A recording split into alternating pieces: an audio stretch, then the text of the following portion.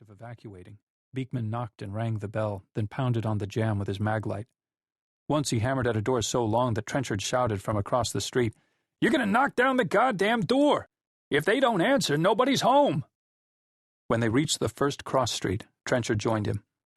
The cross street cut up a twisting break in the ridge and was lined with clapboard cabins and crumbling stone bungalows that had probably been built in the 30s.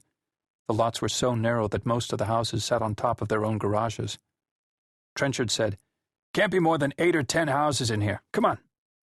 They split sides again and went to work, though most of the residents were already leaving. Beekman cleared the first 3 houses easily enough, then climbed the steps to a run-down stucco bungalow. Knock, bell, maglite. "Police officer! Anyone home?" He decided no one was home, and was halfway down the steps when a woman called from across the street. Her Mini Cooper was packed and ready to go. "I think he's home. He doesn't go out." Beekman glanced up at the door he had just left. He had banged on the jamb so hard the door had rattled. "He's an invalid?" "Mr. Jones. He has a bad foot, but I don't know. I haven't seen him in a few days. Maybe he's gone, but I don't know. He doesn't move so well. That's why I'm saying." Now she had the irritated expression of someone who wished she hadn't gotten involved. Beekman climbed back to the door.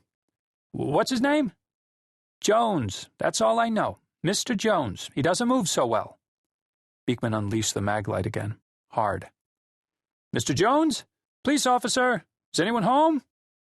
Trenchard, finished with his side of the street, came up the stairs behind him. "We got a holdout?" "Lady says the man here doesn't move so well. She thinks he might be home." Trenchard used his own maglite on the door. "Police officers, this is an emergency. Please open the door." Both of them leaned close to listen, and that's when Beekman caught the sour smell. Trenchard smelled it too, and called down to the woman. "He old? Sick? What?" "Not so old. He has a bad foot." Down on the street, she couldn't smell it. Beekman lowered his voice. "You smell it, right?" "Yeah. Let's see what's what." Trenchard holstered his maglite. Beekman stepped back, figuring Trenchard was going to kick down the door, but Trenchard just tried the knob and opened it. A swarm of black flies rode out on the smell, engulfed them, then flew back into the house. Beekman swatted at the flies. He didn't want them to touch him, not after where they'd been.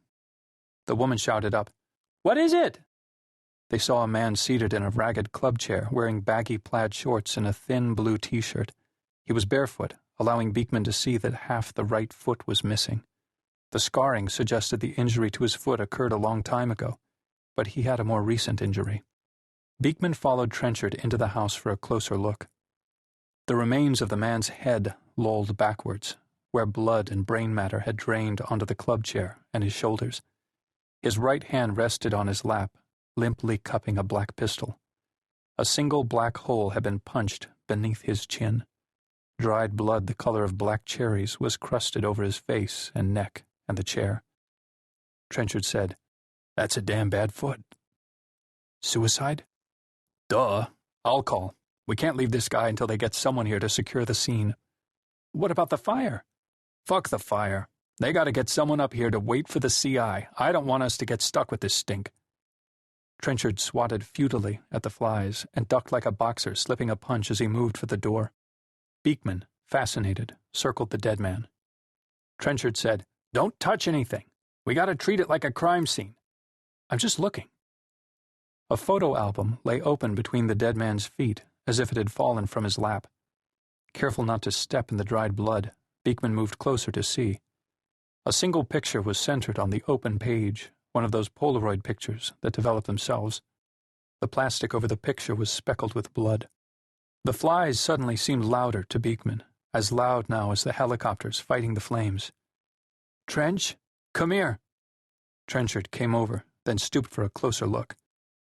Holy mother. The Polaroid showed a female Caucasian with what appeared to be an extension cord wrapped around her neck. The picture had been taken at night, with the woman sprawled on her back at the base of a trash bin. Her tongue protruded thickly from her mouth, and her eyes bulged, but they were unfocused and sightless. Beekman heard himself whispering, "You think it's real? A real woman? Really dead?" "Dunno." "Maybe it's from a movie. You know, staged." Trenchard opened his knife.